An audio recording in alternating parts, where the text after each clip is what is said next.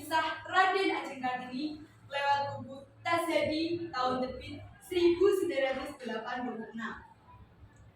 Pada hari Senin pagi, tepatnya tanggal 21 April 1879 di Jepara, Raden Ajeng Kartini lahir.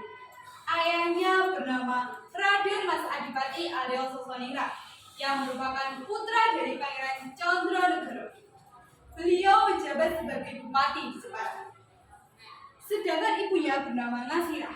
Beliau merupakan seorang putri dari pasangan Kiai Modirono dan Nyai Haji Siti Aminah yang berasal dari Teluk Awur Jepara.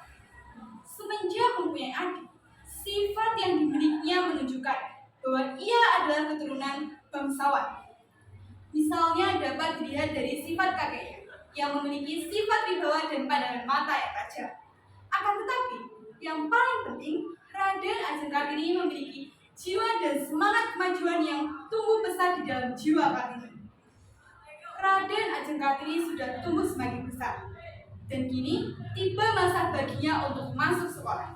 Sebenarnya, dengan masuknya Raden Ajeng Kartini ke sekolah, itu berarti bahwa ia telah melanggar adat yang masih kuat pada waktu itu. Akan tetapi, karena kegigihan Kartini yang ingin masuk sekolah, akhirnya orang tua Kartini mengizinkan Kartini untuk bersekolah. Pada usia kira-kira 12 tahun, Raden Ajeng Kartini dapat menyelesaikan sekolah kelas 2 rendah di Belanda kotanya. Raden Ajeng Kartini hidup di lingkungan keluarga yang telah maju. Maka dari itu, jiwa kemajuan yang dimiliki oleh keluarganya itu ternyata dapat diwarisi oleh Kartini. Bahkan, Raden Ajeng Kartini sudah bisa memikirkan nasib dan kaum bangsanya. Semakin lama, Raden Ajeng Kartini semakin mengerti bahwa susunan dan pandangan masyarakat Indonesia itu tidak benar dalam hal emansipasi kaum wanita. Kartini berpendirian bahwa Tuhan telah menjadikan laki-laki dan perempuan sebagai makhluk hidup yang sama hak dan derajatnya. Oleh karena itu, Kartini yakin bahwa suatu saat nanti cita-citanya pasti akan dapat terwujud. Dalam bidang pendidikan di sekolah, Raden Ajeng Kartini mengajukan agar anak-anak diberi pendidikan modern. Untuk itu, Raden Ajeng Kartini menganjurkan kepada kaum dan bangsanya agar mengambil dan meniru segi positif dari barat.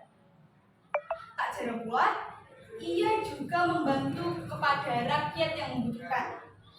Namun, banyak para pembesar yang baik berasal dari bumi putra maupun Belanda yang tidak senang akan usaha yang telah dilakukan oleh Kartini.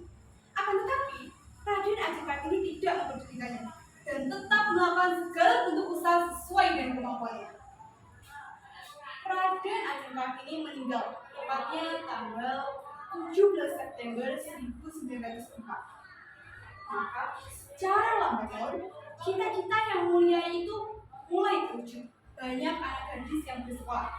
Pada mulanya, pergerakan wanita hanya meliputi bidang sosial dan pendidikan. Namun, sejak tahun 1920, kaum wanita mulai ikut berkecimpung bersama kaum laki-laki untuk berjuang dalam kancah pergerakan politik. Setelah Kartini wafat, Raden Ajeng Kartini diberi penghargaan dan penghormatan pada seluruh kaum Indonesia, khususnya seluruh rakyat Indonesia.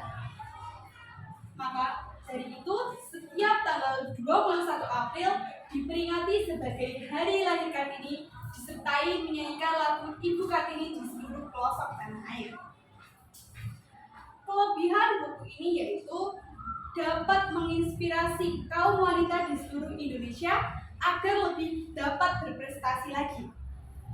Demikian kisah Raden Ajeng Kartini yang dapat saya sampaikan. Jika ada kesalahan kata, saya mohon maaf. Saya akhiri. Wassalamualaikum warahmatullahi wabarakatuh.